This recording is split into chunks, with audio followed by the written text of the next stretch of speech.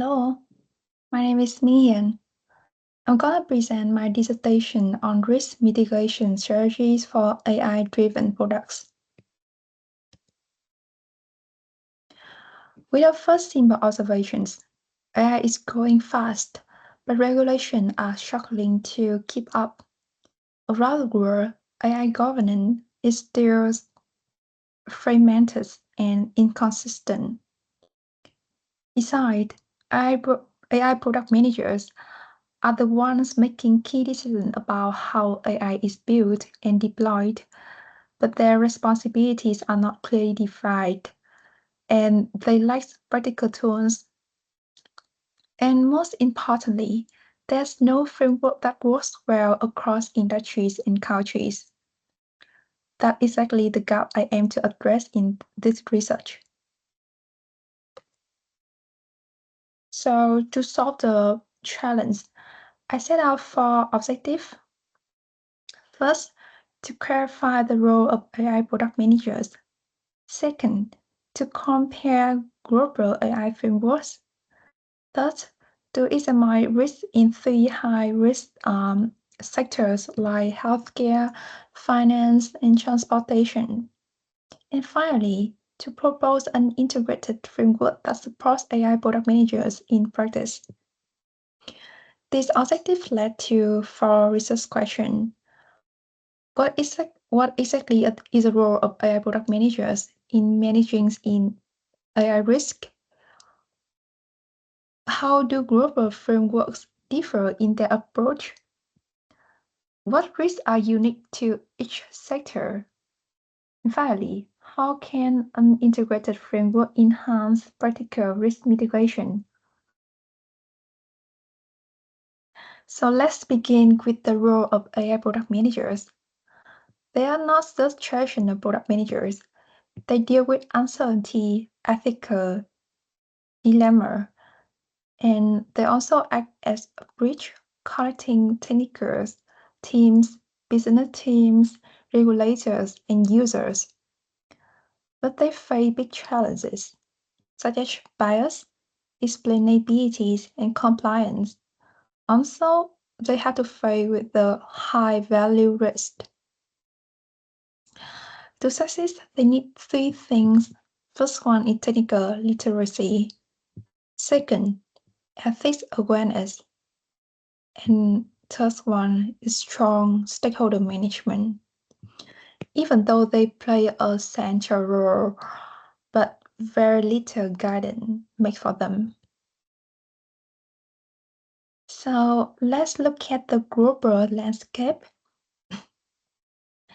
The Europe AI Act is the first comprehensive legal framework for AI. It is binding, human-centric, and risk-based with very strong compliance. The trend of AI Act is legal certainty and strong protection of fundamental rights. But the downside here is it can be costly and heavy for small and medium-sized enterprises who may not have enough resources to comply. So the frameworks US and ISD take a very different path. It is voluntary and flexible, focusing on lifecycle processes such as mapping, measuring, managing, governing. The benefit is that it is industry-friendly, adaptable, and support innovation. But because it is voluntary, so it can also lack the concrete technical tools and for company to apply directly. In the UK, the approach is principle-based and innovation first. Instead of creating a new AI law, the UK rely on existing regulators, and this makes the framework is very adaptable with less burden for companies.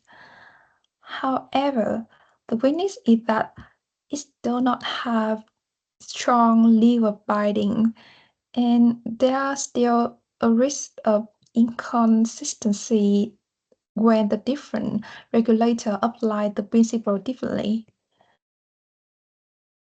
Finally, China. China combines binding rules with ethical guidelines. It, essential, it essentially controlled by cyberspace administration of China, but implemented locally.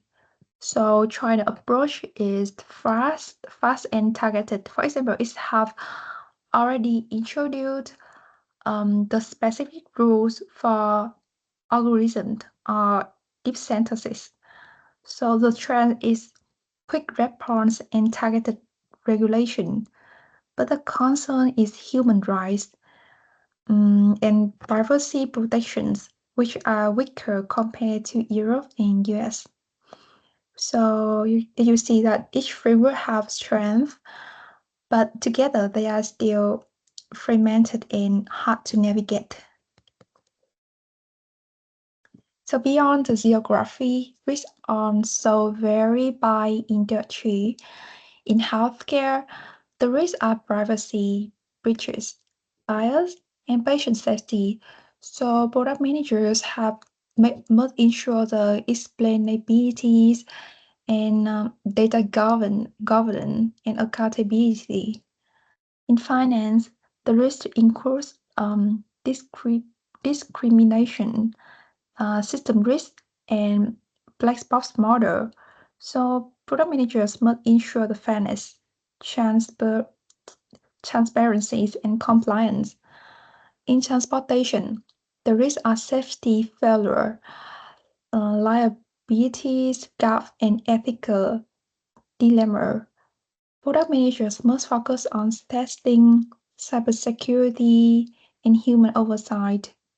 So clearly, sector-specific risks mean we cannot rely on one-size-fits-all governance. I chose the OECD framework because it's globally recognized. For my profile was the foundation is OECD. It's already being used or referenced by many countries at a foundation. So, and it also align with NIST and ISD in America and ISO guidelines. So it gives us a common ground rather than reinventing everything from scratch.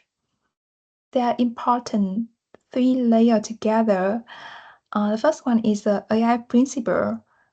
Things like fairness, transparency, and explainability, robustness, security and safety, accountabilities.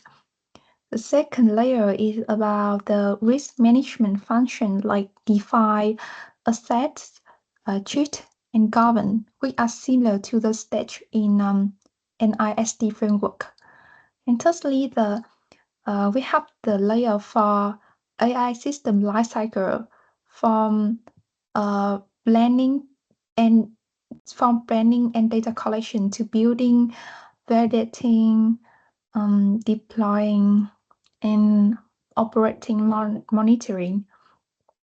So by connecting principle, function, and lifecycle, the OECD framework provide a very structured way to ensure that values like just safety and human rights are not just abstract idea, but translate them into practice.